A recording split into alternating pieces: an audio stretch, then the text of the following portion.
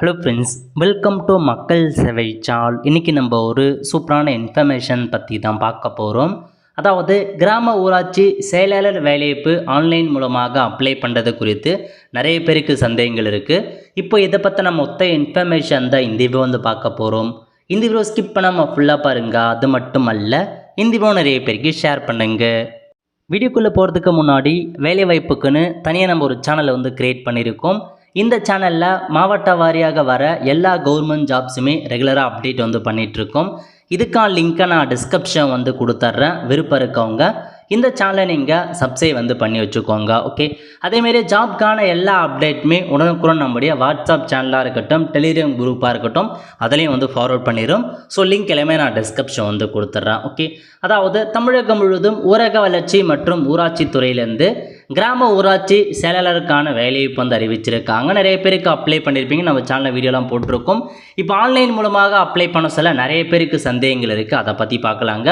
So எல்லா டிஸ்ட்ரிக்ட்லேயுமே, அதாவது சென்னை தவிர்த்து மீதி இருக்க எல்லா டிஸ்ட்ரிக்ட்லேயுமே வேலைவாய்ப்பு வந்து கொடுத்துருக்காங்க. ஸோ கல்வி தகுதி என்ன, ஏஜ் லிமிட் என்ன, எல்லாமே நம்ம சேனலில் போட்டிருக்கோம். அதாவது சேலரியை பொறுத்த வரைக்கும் 15,900 ரூபாய் ஸ்டார்டிங்கில் கொடுக்குறாங்க.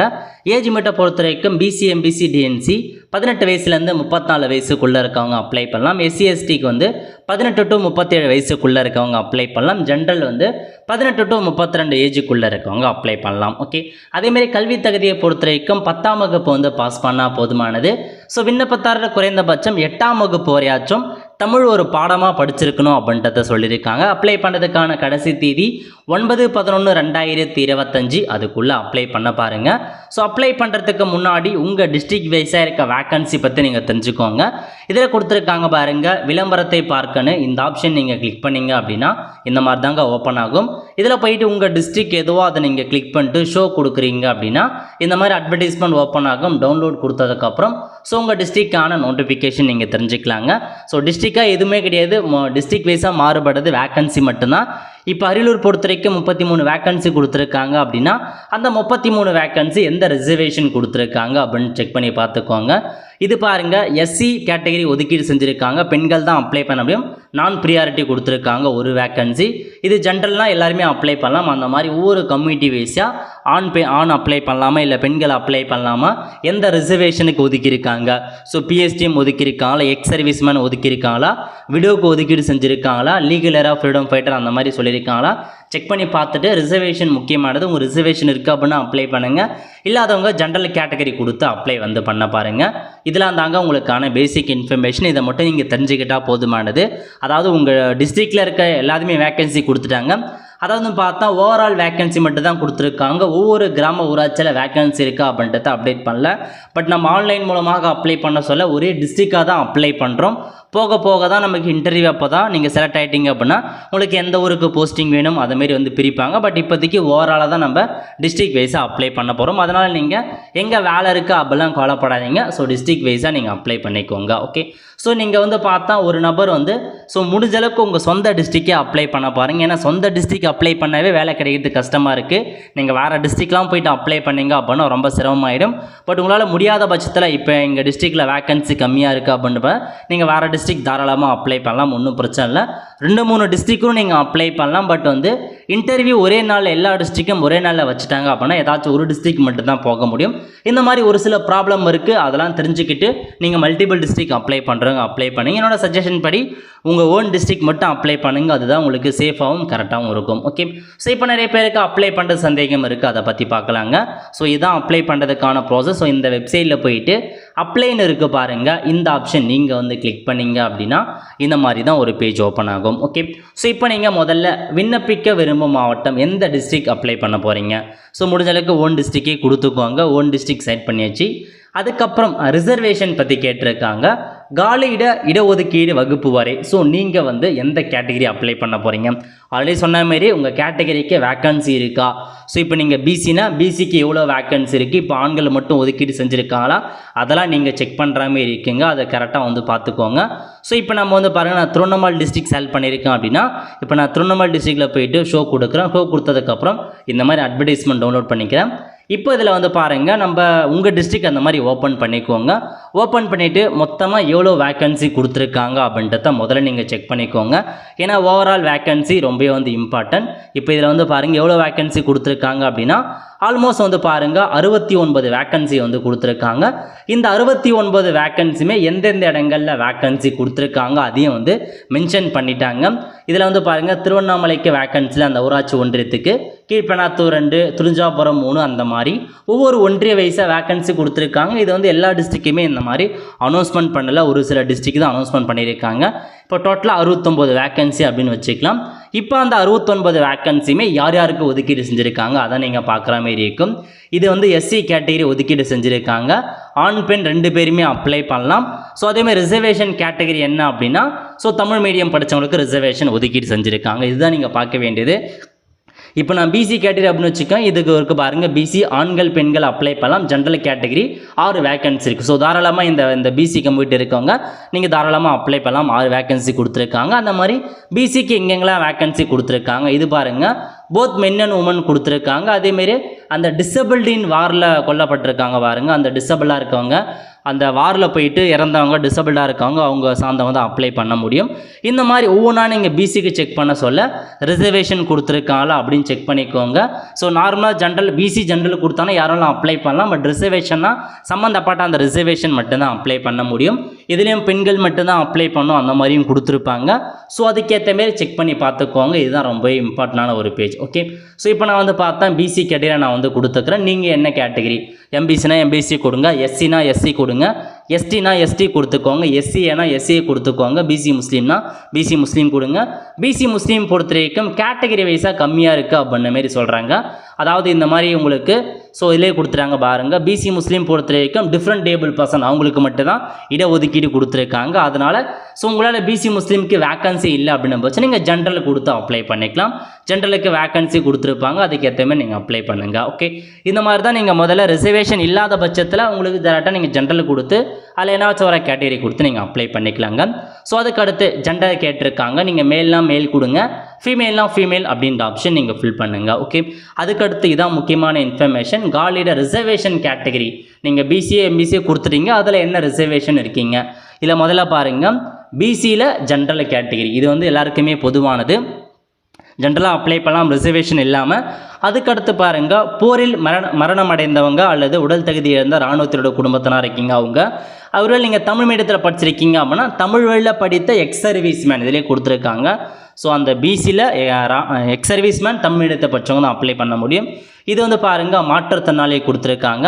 அதுக்கப்புறம் வந்து பாருங்கள் இதில் கொடுத்துருக்காங்க தமிழ் மீடியத்தில் படித்தவங்க பிஎஸ்டிஎம் இருக்குது அப்படின்னா நீங்கள் பிஎஸ்டிஎம் கொடுத்து அப்ளை பண்ணலாம். ஓகே, இந்த மாதிரி இதில் என்ன கேட்டீரோ அதை நீங்கள் சைட் பண்ணுற மாதிரி இருக்கும். ஜென்ரல்னால் ரிசர்வேஷன் இல்லாமல் பொதுவானது, பிசியில் ஜென்ரல் ரிசர்வேஷன் இல்லாத பொதுவானது.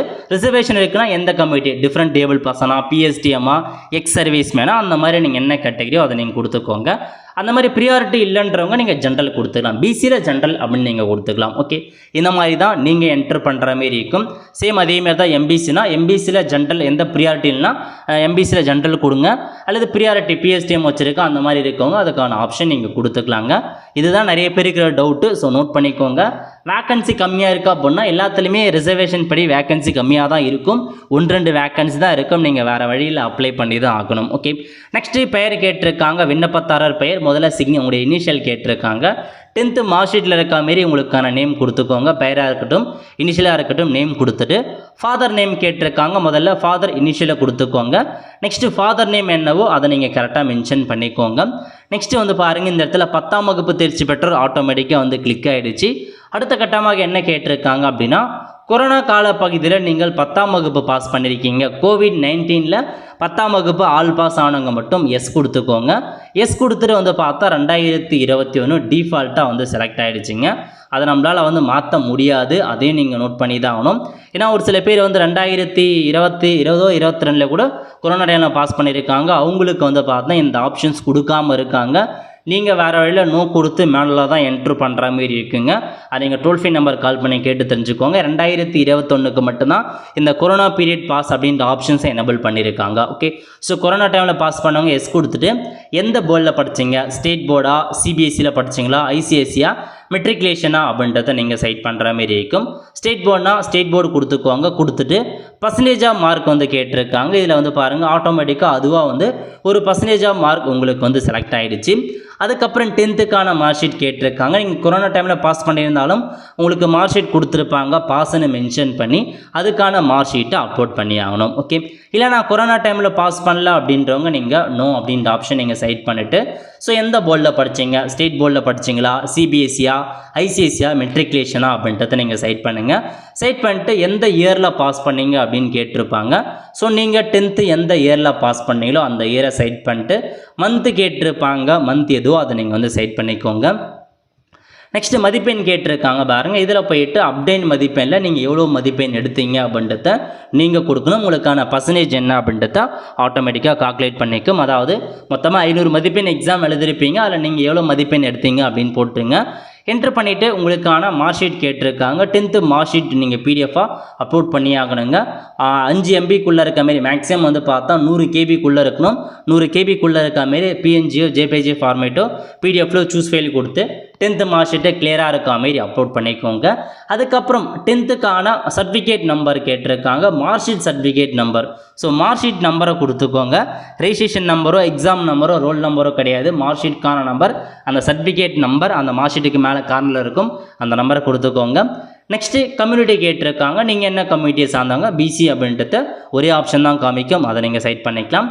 அதுக்கப்புறம் ரிலிஜன் கேட்டிருக்காங்க. நீங்கள் ஹிந்துவா, முஸ்லீமா, கிறிஸ்டினா அப்படின்ற மாதிரி உங்களுக்கான மதம் என்னவோ அதை நீங்கள் வந்து செட் பண்ணிக்கோங்க.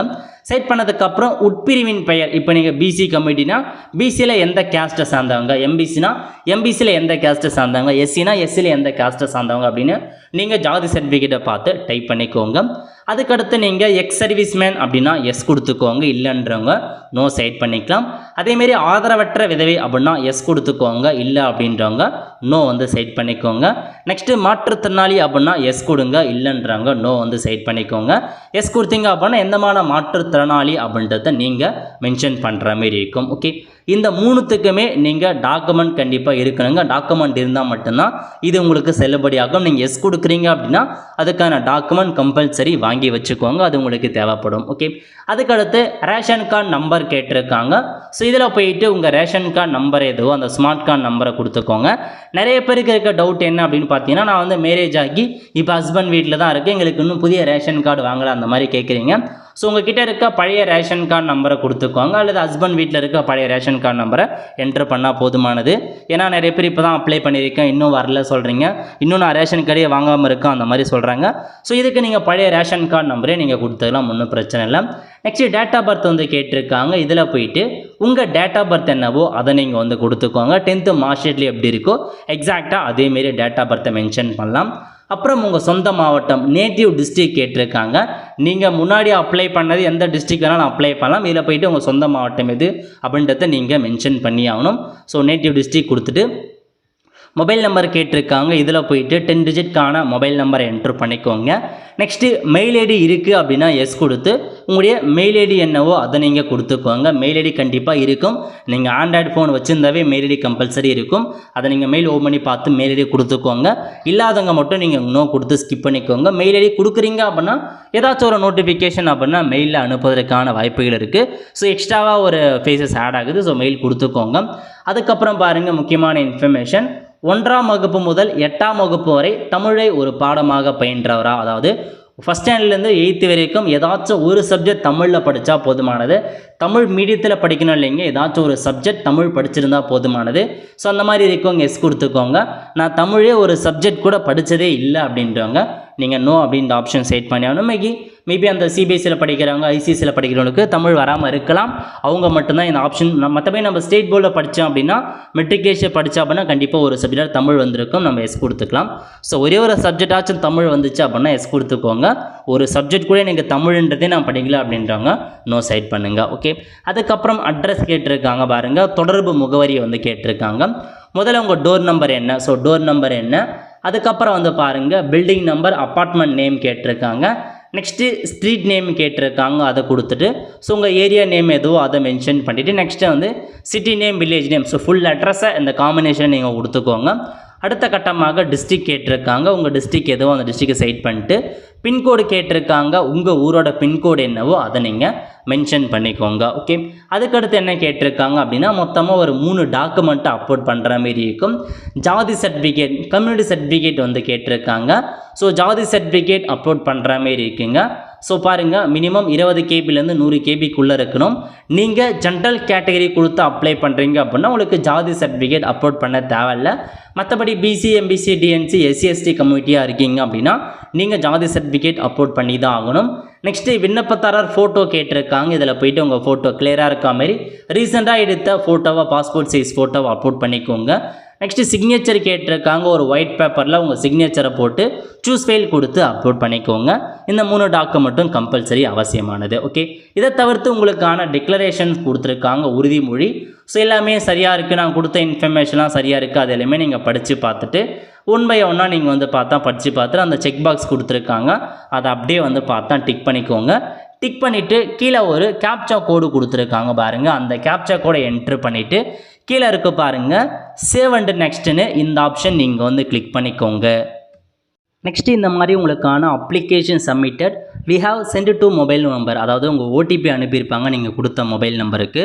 ஸோ உங்களுக்கு வந்திருக்க ஓடிபி இருக்குது பாருங்கள், அதை அப்படியே கரெக்டாக நீங்கள் டைப் பண்ணிவிட்டு கீழே ஒரு கேப்சா கோடு கொடுத்துருக்காங்க. அந்த கேப்சா கோடை என்ட்ரு பண்ணிட்டு வெரிஃபை ஓடிபி கொடுக்குறீங்க அப்படின்னா ஓடிபி வந்து வெரிஃபை ஆகிடுச்சு. நெக்ஸ்ட் இந்த மாதிரி உங்களுக்கான ப்ரிவ்யூ பேஜ் வந்து ஓப்பன் ஆகும். இல்லை நீங்கள் கொடுத்த எல்லா இன்ஃபர்மேஷன்ஸுமே கரெக்டாக இருக்கான்னு செக் பண்ணி பார்த்துக்கோங்க. இதுக்கப்புறம் எடிட் பண்ண முடியாது. ஸோ நீங்கள் நினச்சா கூட எடிட் பண்ண முடியாது. ஏதாச்சும் மிஸ்டேக் இருக்குன்னா ஒன்று செக் பண்ணிக்கோங்க. ஏதாச்சும் இருக்கா அப்படின்னா எடிட் கொடுத்து எடிட் பண்ணிக்கலாம். இல்லை கரெக்டாக இருக்கா அப்படின்னா ப்ரொசீட் டு பே கொடுக்குறீங்க அப்படின்னா பேமெண்ட் பண்ணுற பேஜ் ஓப்பன் ஆகும். இதில் போயிட்டு ஐ அக்ரி அப்படின்ற ஆப்ஷன் நீங்கள் கிளிக் பண்ணிவிட்டு பே யூஸிங் அட்டாம் நெட்னு இருக்க பாருங்கள், அந்த ஆப்ஷன் நீங்கள் வந்து கிளிக் பண்ணால் போதும்.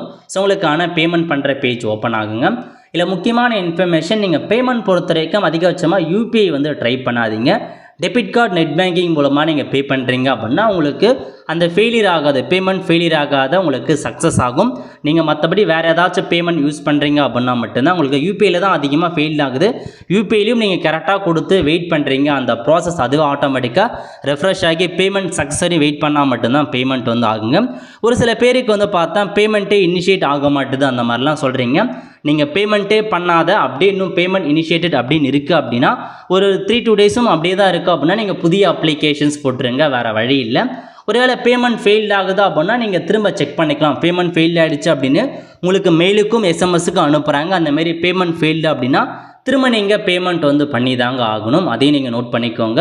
ஸோ எப்படி நம்ம திரும்ப பேமெண்ட் பண்ணுறது, அப்ளிகேஷன் ஃபார்மை வெரிஃபிகேஷன் பண்ணுறது அப்படின்னா அகைன் இந்த அப்ளை பண்ணுற பேஜில் வந்துட்டீங்க அப்படின்னா இதில் கொடுத்துருக்காங்க பாருங்கள், view application make payment download ரிசிப்ட்னு இந்த ஆப்ஷன் நீங்கள் கிளிக் பண்ணுறீங்க அப்படின்னா உங்களுக்கு இந்த மாதிரி தான் ஒரு ஆப்ஷன்ஸ் கேட்கும். அதாவது உங்கள் மொபைல் நம்பர் என்ன, எந்த கம்யூனிட்டிக்கு அப்ளை பண்ணீங்க, உங்கள் டேட் ஆஃப் பர்த் என்ன, இந்த கேப்சா கோடு இதெல்லாமே நீங்கள் கரெக்டாக வந்து பார்த்தீங்கன்னா கொடுத்துக்கோங்க.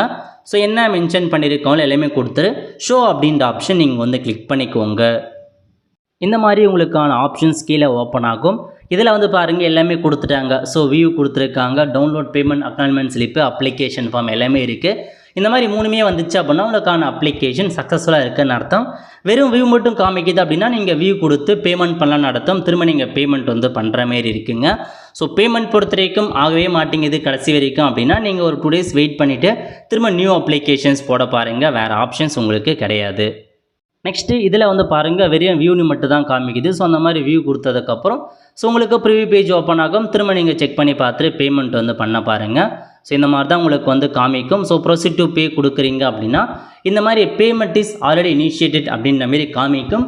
ஒரு 2 days வரைக்கும் வெயிட் பண்ணுங்கள். ஏன்னா நீங்கள் பேமெண்ட் பண்ணாமல் விட்டுறீங்க அப்படியே வெளியே வந்துடுறீங்க அப்படின்னா இந்த மாதிரி உங்களுக்கு பேமெண்ட் இனிஷியேட் ஆகிடுச்சு அப்படின்னு தான் காமிக்கும். அது வரைக்கும் நீங்கள் வெயிட் பண்ணணும். ஸோ ஒரு 2 days கழிச்சு ட்ரை பண்ணுங்கள். அப்போயும் இப்படி தான் இருக்குது அப்படின்னா நீங்கள் புதிய அப்ளிகேஷன்ஸ் வந்து போட பாருங்கள். வேறு ஆப்ஷன்ஸ் கிடையாது. ஓகே, அவ்வளோதான் ஃப்ரெண்ட்ஸ். ஸோ இதெல்லாம் தான் உங்களுக்கான இன்ஃபர்மேஷன். ஸோ அப்ளை பண்ணுறதுல டவுட் இருக்கும், அதோட கிளியர் பண்ணியாச்சு. ஏதாச்சும் டவுட் இருக்கா அப்படின்னா மறக்காமல் வாட்ஸ்அப் நம்பர் கொடுத்துருக்கோம், அதுக்கு எஸ்எம்எஸ் பண்ணுங்க, கண்டிப்பாக ரிப்ளை பண்ணிடலாம். இதுக்கப்புறம் இந்த ஜாப்புக்கு எப்படி செலெக்ஷன் பண்ணுறாங்க ஒவ்வொரு அப்டேட்டும் கண்டிப்பாக நம்ம சேனலில் வீடியோ போடும். அதுக்கு மறக்காம நம்ம சேனலை சப்ஸ்கிரைப் பண்ணாதவங்க சப்ஸ்கிரைப் பண்ணிக்கோங்க. பக்கத்தில் இருக்கான பெல் ஐக்கானை ப்ரெஸ் பண்ணுங்கள். அப்போ தான் நம்ம போடக்கூடிய எல்லா அப்டேட்டுமே வீடியோ வந்து சேரும்.